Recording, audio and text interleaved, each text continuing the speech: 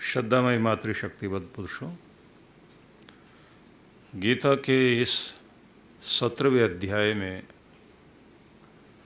त्रिविध मंत्र के संबंध में हम सब चर्चा में शामिल थे, जिसमें ओम तत्सत शब्द का भगवान श्री कृष्ण ने ये त्रिविध मंत्र का हमें उपदेश दिया है कि उस परब्रह्म परमात्मा को, परम तत्व को ओम तत्सत इस शब्द के द्वारा इंगित किया गया है, जो अजन्मा है, अविनाशी है और जो सर्व उपाधियों से अतीत, जो परब्रह्म स्वरूप है, वह तत् शब्द के द्वारा ब्रह्म का सूचक है। जगत कारण ब्रह्म तत् शब्द के द्वारा इंगित किया गया है। सत का अर्थ होता है जो त्रिकाल अबाधित सत्ता है, वह सत स्वरूप सर्वत्र व्यापक है। तो यह ओम तत्सत तीन शब्दों के द्वारा जो सर्वव्यापी परमात्मा है और समस्त सृष्टि का, ब्रह्मांड का, सबका कारण है, वह इसके द्वारा, ओम तत्सत के द्वारा उसका स्मरण किया जाता है और उसको स्मरण करते हुए हमारा चित्त भी और हमारे कर्म भी शुद्ध होते हैं। इसलिए ओम तत्सत द्वारा निर्दिष्ट ब्रह्म से समस्त वर्ण, धर्म, वेद और यज्ञ उत्पन्न हुए ऐसा माना गया है और यह त्रिविध नाम ब्रह्म को दिया गया है। सृष्टिकर्ता की सृष्टि रचना की शक्ति कही जाती है कि इसी के द्वारा प्रकट होती है।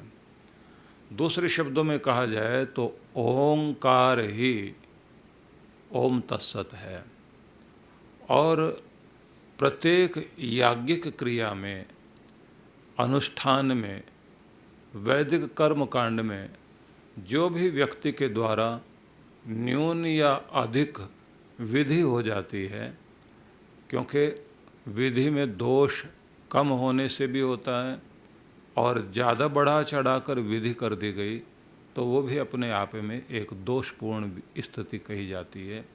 जैसे दवाई को, औषध को नाप तोल कर दिया जाता है, उसी प्रकार से अनुष्ठान में भी नाप तोल कर दी गई निर्दिष्ट विधि का ही प्रयोग किया जाता है। लेकिन यदि कहीं कोई विधि में किसी भी प्रकार की न्यूनता हुई है तो उसे, उस दोष को दूर करने के लिए ओम तत्सत शब्द का भी प्रयोग किया जाता है। तो इसका अर्थ हुआ कि प्रभु का ध्यान करने के लिए, अपने चित्त को शुद्ध करने के लिए, सर्वव्यापी परमात्मा को, परम सत्ता को संबोधित और संबंधित होने के लिए ओम तत्सत शब्द का प्रयोग किया जाता है। यह शक्ति अद्भुत शक्ति है, मतलब सर्वोच्च शक्ति को इसी के द्वारा हम उच्चारण करते हुए अपने चित्त को उस परम सत्ता से जोड़ते हैं।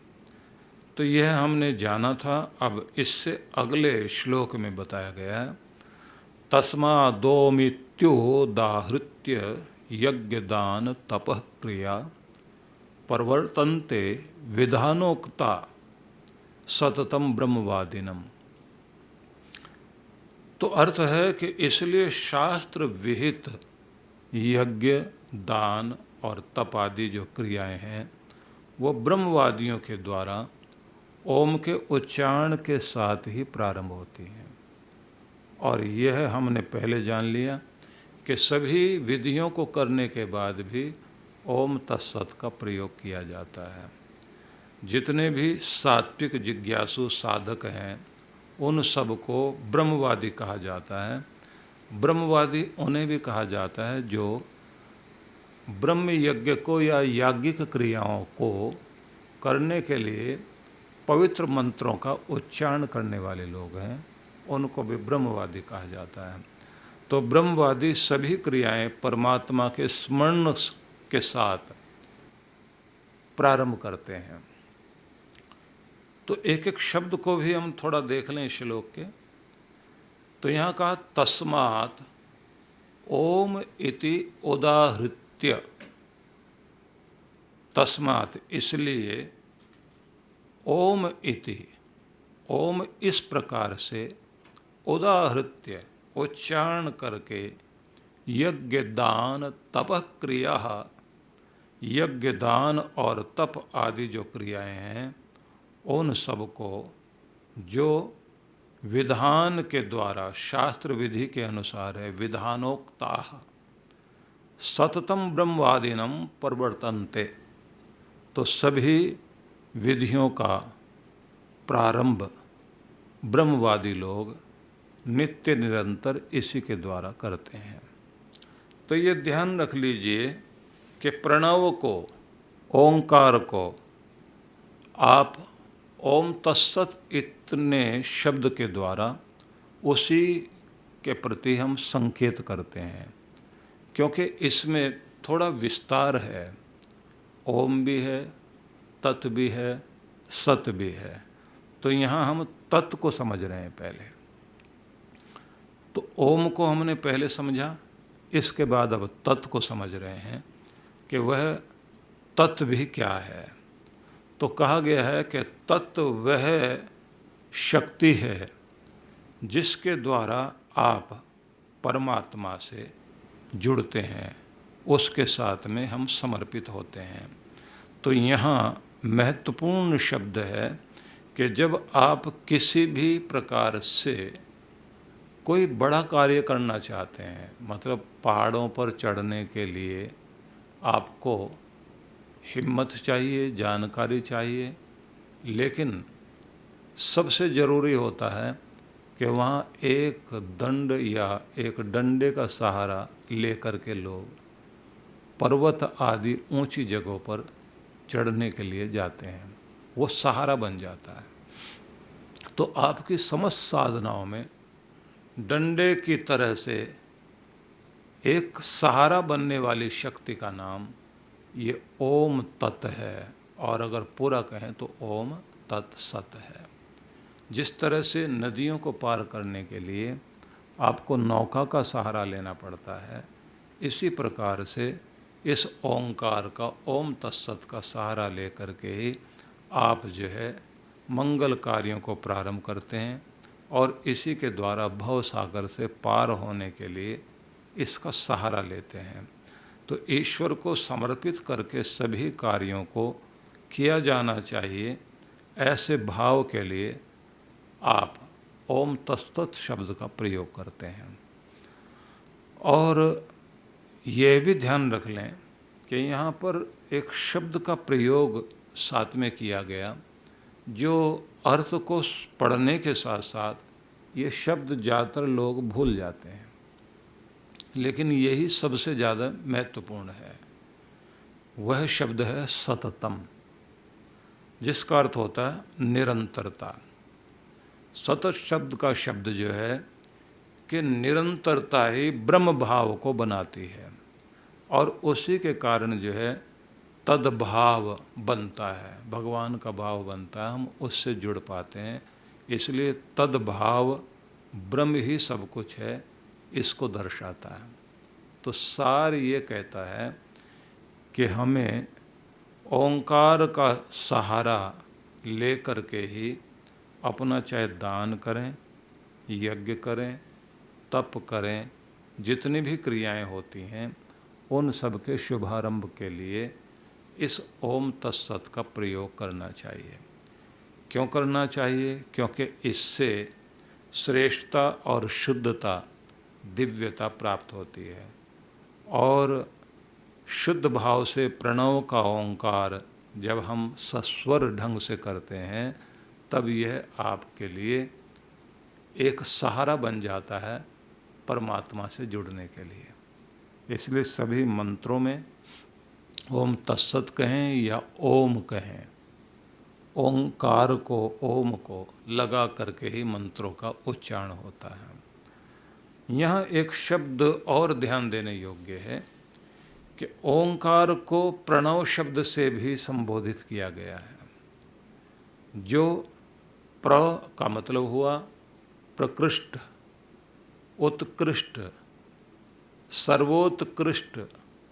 ये सब कुछ आप प्र के साथ जोड़ सकते हैं क्योंकि प्र उपसर्ग है। आगे शब्द है नव, जो सदैव नया रहे और जो सदैव सत्ता बनाए रखे। परमात्मा का यह नाम जो सदा नया है।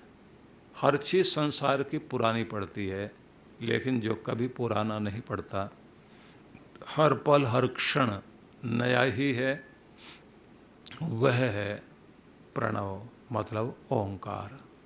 इसी को उद्गीत भी बोलते हैं, जिसका उच्चारण ऊंचे स्वर से किया जाए तो आपके अंदर ध्वनि तरंगे इस तरह से आपको प्रभावित करती हैं कि आप ब्रह्मांड से जुड़ जाते हैं और इस संसार के संबंधों से, संसार की पीड़ाओं से कुछ क्षणों के लिए मुक्त हो जाते हैं। इसलिए इसे उद्गीत भी कहा जाता है। और यह ओंकार इसलिए भी अद्भुत है क्योंकि इसमें अ, ओ, म 3 मात्राएं या 3 अक्षर हैं, जो ये दर्शाते हैं कि सृष्टि के निर्माता और पालनकर्ता और संघर्ता तीनों शक्तियों का समावेश केवल ओंकार में हो जाता है। ब्रह्म के लिए कहा गया है सत्यम ज्ञानम अनंतम ब्रह्म। ब्रह्म जो है, भगवान जो है, वो परमात्मा सत्य है और ज्ञान स्वरूप है, लेकिन अनंत है। ब्रह्म विराट है और सबसे बड़ा है, उससे बड़ा दुनिया में कोई भी नहीं, इसलिए उसे ओंकार के रूप में उच्चारण किया गया है। तो जब भी हम लोग किसी भी विधि को प्रारंभ करते हैं, मतलब यज्ञ प्रारंभ करें, तो ओंकार का उच्चारण करें या फिर ओम तत्सत शब्द का प्रयोग करें। और समाप्ति के पश्चात भी अपने विधि के दोष को दूर करने के लिए हमें इस शब्द का उच्चारण करना चाहिए। लेकिन साथ में कहा गया है कि दान करते हैं आप, तप करते हैं, ऐसी जो भी क्रियाएं भगवान से आपको जोड़ती हैं, उन सभी के लिए इस ओम तत्सत शब्द का प्रयोग करना चाहिए, क्योंकि सभी कार्यों को करने के लिए आपको चित्त की शुद्धता की आवश्यकता हमेशा पड़ती है। जब तक आपका चित्त शुद्ध नहीं होगा, तब तक आप कोई भी विधि करते हैं तो उस विधि को करने का एक विशेष लाभ जो होना चाहिए वो आपको नहीं हो पाता। क्योंकि किसी भी यंत्रवत ढंग से किसी विधि को करना एक बात है, लेकिन भावनात्मक भाव से जब आप उसे करते हैं, शुद्ध भाव से करते हैं, तब वह विधि और वह क्रिया सच में चमत्कारी बन जाती है। इसलिए वह परमात्मा जिसे उपनिषदों में, श्वेताश्वेतर उपनिषद में हम पढ़ते हैं, साक्षी चेता केवलो निर्गुणस्य, जो साक्षी भी है, चेतन है और केवल मात्र निर्गुण है, ऐसा परमात्मा, उसे आप ओंकार के रूप में, ओम तत्सत के रूप में पुकारते हैं। पूरे हिंदू समाज में ही नहीं, भारतीय समाज में जितने भी मत पंथ संप्रदाय हैं, सबके मध्य यह ओंकार शब्द है। और सनातन परंपरा में तो ओंकार का उच्चारण है ही। इसलिए अगर आप जैन समुदाय में देखें तो वहाँ पर भी नमोकार का मंत्र पढ़ते हैं तो ओंकार का उच्चारण साथ में करते हैं। ओम नमो अरिहंताणम नमो सिद्धाणम, ओंकार का उच्चारण अवश्य करते हैं। इसी प्रकार से जो बौद्ध मतावलंबी हैं, वे लोग भी ओम नमो पद्मणि हुम मंत्र का उच्चारण करते हैं। और उनके यहाँ उच्चारण को इतना महत्वपूर्ण माना गया है कि मंदिर की जो उनके मंदिर हैं, वट हैं, उनमें आप जब सीढ़ियाँ चढ़ रहे होते हैं तो सीढ़ियों के साथ दोनों तरफ इस तरह के घंटे टाइप के गोलाकार वहाँ पात्र लगे होते हैं, घंटा ही समझ लीजिए एक तरह का, जिसमें आप देखते हैं कि मंत्र लिखे होते हैं। यही ओम नमो पद्मणि हुम लिखा हुआ है। और चलता हुआ व्यक्ति हाथ लगाता हुआ जाता है तो वो घूमता जाता है। उसको प्रेयर व्हील भी कह सकते हैं। वह धर्म चक्र है। उसे जब आप घुमाते हुए ऊपर की तरफ जाते हैं तो ये मानते हैं कि आपने एक माला उच्चारण कर ली। मतलब आपकी सीढ़ियाँ चढ़ते चढ़ते भी आपका ध्यान भगवान से, अपने प्रभु से, या कहना चाहिए जिससे भी सर्वोच्च सत्ता माना गया है, उससे आप जुड़े हुए हैं। इसलिए उनके यहाँ हाथ में लेकर के जो प्रेयर व्हील होता है उसे गोल गोल घुमा रहे होते हैं। उसे गोल गोल घुमाने का मतलब ये होता है कि आप जैसे माला चला रहे होते हैं वैसे आप उसे गोल गोल घुमा रहे हैं, जिसका अर्थ है कि जो सारे संसार के इस ग्रह नक्षत्रों को, चक्र को चला रहा है, आप उसके साथ अपना तादात्म्य बना रहे हैं। जैसे आप अपनी माला को जपते हैं तो ये एक तरह की परिक्रमा ही है भगवान के साथ। मंत्र भी जाप हो रहा है, सहारा भी लिया जा रहा है। तो आप किसी भी क्रिया को करते हैं ओंकार के साथ ही करते हैं। तो इसी में यज्ञ के साथ ध्यान करें, आप भगवान की पूजा आराधना करें, सभी चीज़ों में आपको ओंकार का सहारा लेते हैं। इसी तरह से अगर हम देखें तो सिख पंथ में भी एक ओंकार, सतनाम, कर्ता पुरख, इस तरह से उच्चारण किया जाता है कि वह एक ही है और वह ओंकार स्वरूप है। एक ओंकार सतनाम और वह सत्य नाम वाला है। कर्ता पुरख, वह संसार का कर्ता है।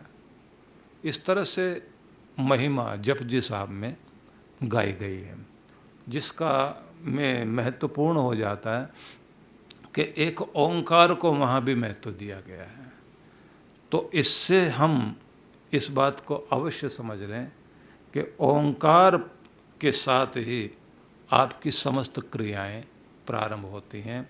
और जितने भी हमारे भारतीय क्षेत्र में उत्पन्न हुए मत, पंथ, संप्रदाय और जो सनातन धर्म है, उसमें तो यही ओंकार की परंपरा है ही।